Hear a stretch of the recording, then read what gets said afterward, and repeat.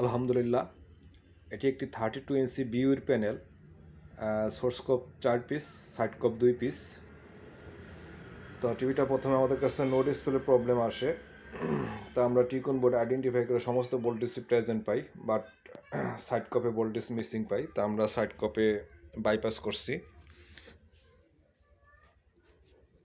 এ হচ্ছে আমার সাইড কপ IC 8656M CY61, BGS BGL 3.3 CPB OE STB।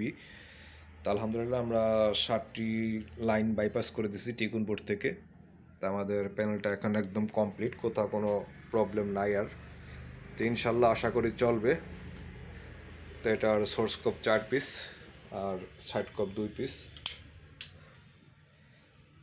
তো আমি এখনও তারগুলা ট্যাপ দিয়ে মুড়ে দিই নেই, তারগুলা ট্যাপ দিয়ে মুড়ে দেব। তো এটা আমাদের টিকন বোর্ড।